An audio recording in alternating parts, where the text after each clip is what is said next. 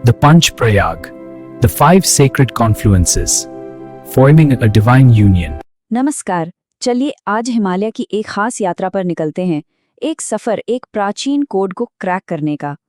ये कोड एक तरह की पहेली है जो अपने अंदर 5 पवित्र नदी संगमों का पूरा नक्शा सभी प्रयागों एवं नदियों के नाम। विष्णु नंद के रुद्रदेव अलका सबके साथ, धौली नंद पिंड मंदाकिन दाएं ओर भाग। विष्णु विष्णु प्रयाग, नंद नंद प्रयाग, के कर्ण प्रयाग, रुद्र रुद्र प्रयाग, देव देव प्रयाग, अलका अलकनंदा नदी सभी प्रयागों से होकर बहती है। धौली धौली गंगा, नंद नंदाकिनी, पिंड पिंडार नदी, मंदाकिन मंदाकिनी। दाएं ओर से केवल मंदाकिनी और भागीरथी मिलती है।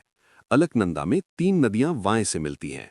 करके समझने से पहले भागीरथी नदी। एक ऐसी चीज को समझना जरूरी है जो इन सबको एक साथ जोड़ती है। मतलब एक ऐसा धागा है जो इस पूरी यात्रा का आधार है, जो हमेशा मौजूद रहता है। और वो धागा है अलकनंदा नदी। ये वो मुख्य नदी है, समझिए कि इस पूरे रिवर सिस्टम की रीढ़ की हड्डी। याद है श्लोक का आखिरी हिस्सा, अलका सबके साथ, ये इसी की तरफ इशारा है। मतलब अलकानंदा वो नदी है जो सभी 5 संगमों यानी प्रयागों पर मौजूद रहती है। ये कांस्टेंट है। अब देखिए सबसे दिलचस्प बात, पहली लाइन इन 5 संगमों को बिल्कुल उनके ज्योग्राफिकल ऑर्डर में बताती है। विष्णु, ये हमें ले जाता है पहले संगम विष्णु प्रयाग तक।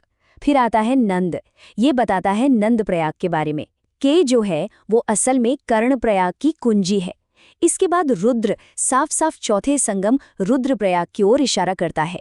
और आखिर में देव, ये सबसे अहम संगम देव प्रयाग को बताता है।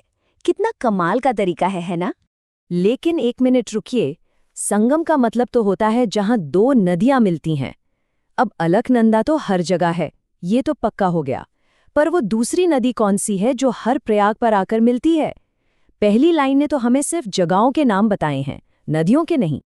तो बस यहीं पर हमारी पहेली का दूसरा हिस्सा काम आता है, श्लोक की दूसरी लाइन।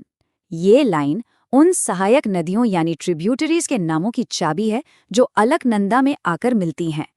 तो चलिए अब इन डॉट्स को कनेक्ट करते हैं। देखिए, धौली मतलब धौली गंगा जो विष्णु प्रयाग में मिलती है। नंद का मतलब नंदाकिनी जो नंद प्रयाग में मिलती है।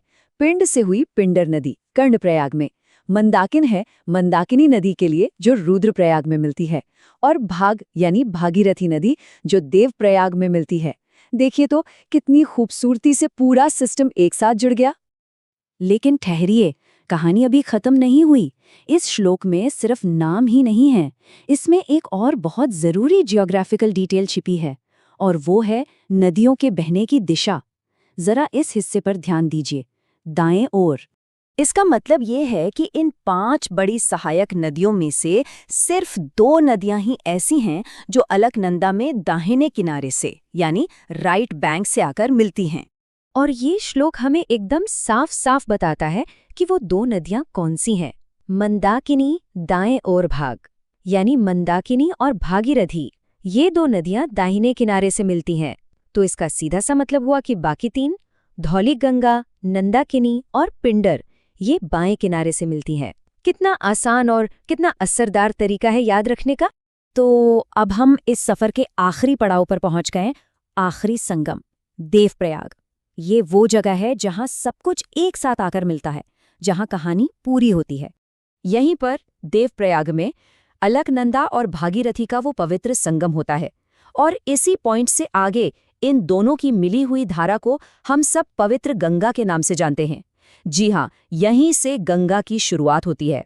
तो अब जब हम इस पूरे श्लोक को दोबारा देखते हैं तो ये कोई पहेली नहीं लगती है ना, ये तो एक पूरी ज्योग्राफिकल और स्पिरिचुअल गाइड है। ये दिखाती है कि हमारी पुरानी ज्ञान प्रणालियां कितनी सरल और साथ ही कितनी गहरी थीं। अब इसका हर एक शब्द एक मायने रखता है। और ये बात सोचने पर मजबूर करती है नहीं कि भूगोल और संस्कृति के न जाने और कितने ऐसे ही रहस्य ऐसे ही छोटे छोटे श्लोकों में छिपे होंगे जो बस इस इंतजार में हैं कि कोई उन्हें समझे और खोज निकाले।